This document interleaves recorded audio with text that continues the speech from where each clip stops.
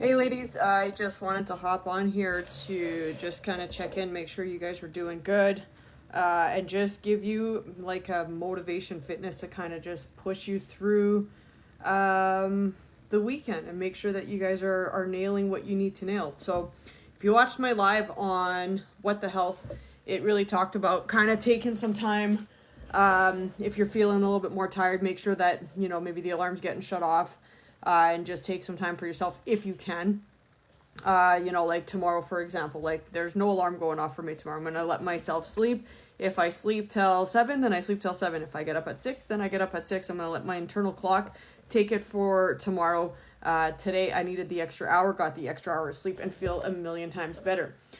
What I really wanted to kind of just dive into for you girls is as you start to change and as you start to move the needle and as you start to prioritize fitness and as you start to prioritize wellness, it doesn't even matter if it's like fucking tracking your nutrition or if it's, hitting the gym 7 times a week. Like, you have to remember, life is a marathon. It's not a sprint. And your goals are going to change as you go through your fitness journey. Now, I made a video this morning and I'm going to post that either later today or it's going to be on tomorrow. And it's really talking about as we get into our 40s, it's really not necessarily about how much weight I can lift. What's the biggest bicep muscle I can grow? Showing off this version of this lifestyle on Instagram and making it look like it's fucking easy. It's not about any of that, because at the end of the day, if you're doing it for glitz and glamour, you're not going to last, because the glitz and glamour eventually fades off. As we get more wrinkles, as we get a little bit, as we start to change, that's not what this is about.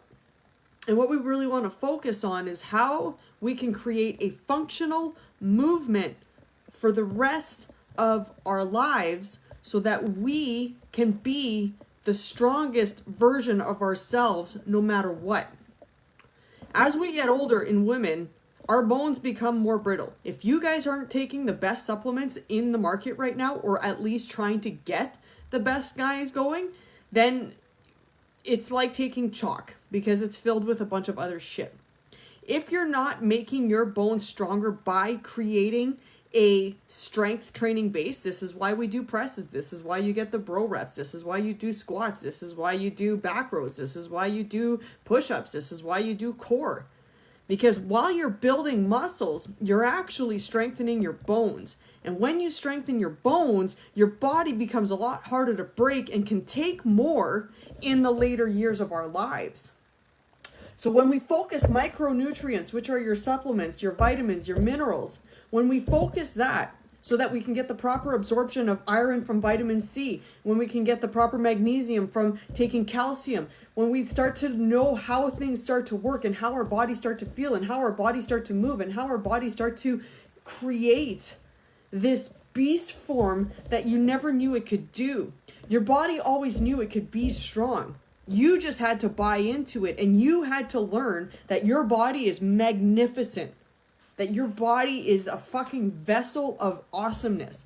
And when we're not taking that moment to really appreciate what our bodies actually do for us, it's almost like we just start taking advantage of it. We start to feed it shit. We just sit on the couch. We don't move. We don't walk. We don't eat clean. We don't drink water. We just fill it with pop, sugar, crap. And it just keeps moving. Did you notice that? Your body's still alive for you today to hear this live.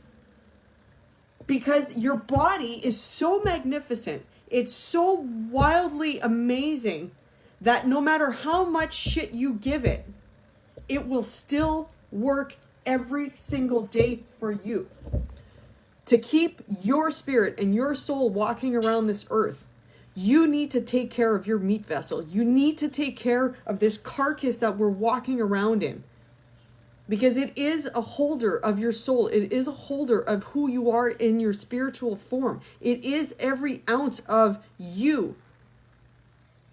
And if we beat the fuck out of it, it will eventually give up. My dad, prime example, 54 years old, smoked since he was like 12, 13 years old, barely drank any water, had a lot of coffee, ate like shit for many, many, many years. Did I mention the smoking? If I did, I have to say it again, because he smoked like a fucking chimney. And after my son was born, so he died in 2006. My son was born in 2006, and my dad died at the end of 2006. So Drake was born in January. My dad died in December. And in that year, he found this like almost like a new lust for life. So he started to eat a little bit cleaner. He started to walk a little bit more, but the damage had already been done. The damage was already done. He had atherosclerosis, and he died in our backyard. He had a massive heart attack. He had had a few other heart attacks. He never told anybody. He might not have known. It might have been a form of indigestion, which he felt like he had a lot of. I feel like he was eating a lot of Tums if I remember correctly. So take an example of even my dad. You never met him. That's totally cool. But the thing is that he beat the shit out of his body. He abused it. This is my dad here. I have a picture of him. I was pregnant with my kid. And that's my dad there. I keep it around as I love my dad. Like, me and my dad were like this, especially in the latter years of my life. We got really, really close. We worked together. We did fishing tournaments together. We hung out. He loved being a grandfather. But it was too little, too late, guys. Now, flip it. Put yourself at 54 years old. And ask yourself this serious question. If you look in the mirror, how healthy are you going to be? And that's 10 years for me. My dad died 10 years. Like, I think about this often. And I think about, like, at 44, if I would have told my dad, in 10 years you're gonna die. Like, would you change anything? Or would you just, keep down the path that you're going? So ask yourself the same question. In 10 years from now, if you kept on the same path that you were going, or that you could fall back into, are you going to be here past 10 years? And I'm going to tell you, if I went back how I was 14 years ago, I wouldn't be. I was over 200 pounds. I probably would be tipping the scales of 250. I'd be stressing out. I'd be fucking everybody's fault but my own. I would never hold the buck. And I would never, ever, ever own the responsibility of my wellness, or my health, my spirituality, or my mindset. I was having a conversation yesterday, and I'm not going to say who it was, because you don't know them, but it's a person that's pretty close in my life. And I was listening to them talk yesterday. And all I could hear was negative, just negativity. And like, life is hard. It's everybody else's fault. Doesn't matter. People don't really love me anyways. People just use me. Just this victim bullshit spewing out of their mouths. And I have to tell you, like, I shelled up. Because I was like, I can't listen to this stuff. If you're not willing to change something in your life to make it better, then it's your fucking fault that you're sitting where you're sitting. It's your fucking fault that nothing has changed, because you keep recycling the same broken, fucked up mindset that you are worth shit. That your body doesn't fucking matter. That you could break everything in here and it's just going to keep going, because we take advantage of the fact that our bodies are so fucking brilliant that we just take it for granted. Your body is screaming. Your mind is screaming. Your spirit is screaming. Make this about you. At 40 years old, guys, at 40, whatever, 35 years old, it doesn't matter. I don't care. This is for even my 14-year-old daughter, my 16-year-old son. It doesn't fucking matter what others think. All it matters is that you're listening to your intuition, that you're listening to your soul, that you're listening to your body, that you're listening to what it needs, to what you need in your life. And then you have to be a motherfucking relentless asshole to go and get those goals. You have to be fucking selfish. Does it sound egotistical of me to say I work out every single day? That I fucking track my food and I'm obsessive about how I look and how I feel, and mostly it's how I feel. The look is great. I love the fact that there's abs happening. I love the fact that biceps are developing. I love the fact that I'm 150 pounds. I love the fact that I could see quad muscles happening. That's just a byproduct of the work that I'm putting in. When I'm at my best, when I'm at my happiest, when I'm dying in a fucking workout. Why? Because I can do it. Why? Because I'm beating 90% of the women our age out there. Probably even higher, 95. I'm not going for a gold ribbon. I'm not going for the CrossFit Games. I'm not even competing in anything. I'm competing in life to be the best version of myself so that my children can have me around till I'm in my 90s. So that my children know that no matter what they're going through, I've probably already gone through it, and that they could take it out of my example. That they know that they don't need to binge eat, that they know that they don't need to go to food to heal trauma, that they know that they can work it through talking, through feeling, through moving, through doing something that's going to make you feel better.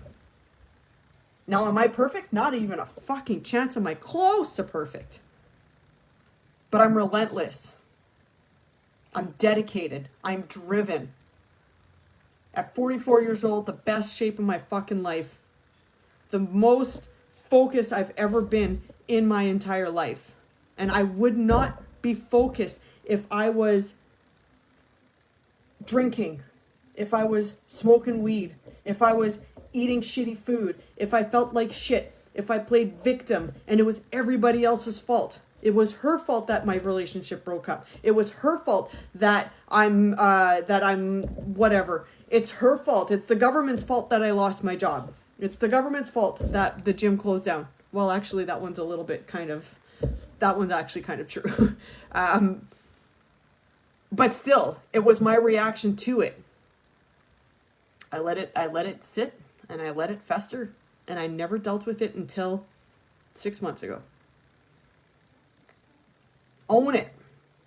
This is your Friday kick in the ass. Just because the weekend is here, it does not give you the excuse to take your foot off the fucking gas. But what it does is make you realize when you need a rest day, take one. Does that mean you need to be on the couch and watch Netflix all fucking day? No. It means you can go for a walk. It means go out for a coffee with a friend and go and fucking laugh. It means go read a book and fuel your mind and just let yourself get lost in a book. It means cooking. Put some music on. Have a dance party. Rebuild your energy. Rebuild your mind. Rebuild your body.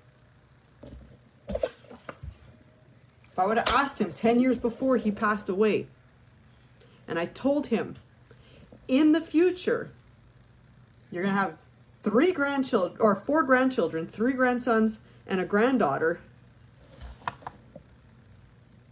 Do you not think that 10 years before he would have started to change his life? Do you not think that he would have started to try to do something better? Maybe not. Maybe not. But I'm about 99.9% sure that he would have. Because he loved being a grandfather. He got to be a grandfather to my son for almost a year. And he got to be a grandfather to my nephew for about 3 or 4 months. And he loved it. He fucking loved it. The fact that he could have seen 2 other grandchildren being born, I'm telling you, he would have changed his mind.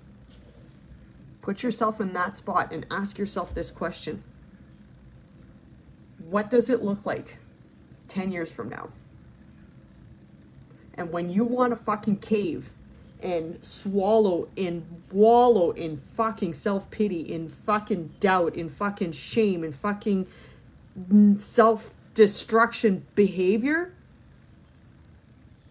ask yourself the question.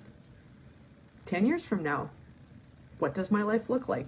And what do I want it to look like? Is it going to look exactly like how you want it? Probably not. Hopefully it's always a little bit better, right? 10x rule. You always hope it's a bit better. But you already know the road that it's going to lead down if you stop prioritizing your wellness. And I'm talking wellness because I know that a lot, I think we're at kind of almost at a point where the stress of life might be a little bit harder than working out every day for you. I'm on day, like seriously, I was looking at my app the other day and I think I'm on day like 118 today that I've been working out. I've been working out for 118 days in a row. That's not to brag, but that's just to say you can fucking do it. Not every day was a hard, grueling workout. Sometimes it was yoga. Sometimes it was mobility. But it was always coupled with a walk.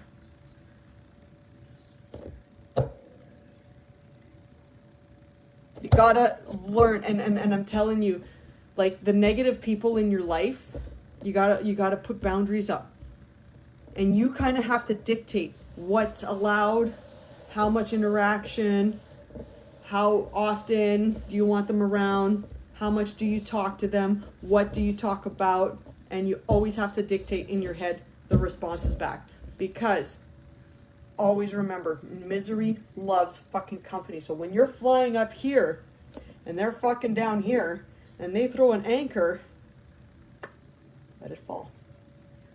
You're in control, not them. Friday mindset, Friday motivation, Friday reminder. You guys got this shit. All right, guys, that's it for now. Let me know. I want to talk to you guys individually, so why don't you guys message me? Let's pick a date next week where we could do one-on-ones just to kind of, let's focus some goals. Lisa, you're coming up on week 6, week 7 there. And Julie, you're coming up on week 4. So let's hammer this down. Let's put this in a nice, neat little package. Post this program if you guys are interested in me continuing to be your coach. There's 2 things that you can do. One, it's going to be personal training, more one-on-one stuff, kind of like how we're going to do this call, but more in depth with that because the programs are going to be personally tailored to your body and to your goals. Or 2, you can follow me on the First Form app. Yeah, you have to pay for it. I don't get any of the money for it, but I get to be your coach. And I can track your food with you, and I can keep you on your progress pictures, and I can keep you accountable. So there's really 2 options there. Which ones you guys are going to want to go with. Just wanted to throw that out there because I know that we had talked about it a little bit in the past. But you'll see that also on your week 12, or actually might bring it up in your week 10 video of what's next. All right? Okay, guys. Have a wonderful day. Have a wonderful weekend. Reach out if you guys have any questions. Reach out if you guys have any concerns. Reach out if you guys have any hard times that you really just need a shoulder to count or to lean on. Maybe for shits and giggles, one day we'll have to just do a workout in my garage together just to have some fun. Kind of meet in person. I got to meet Nese the other day in person. Julie would love to meet you face to face and get a big old hug in there. All right, guys. We'll talk to you later. Bye for now.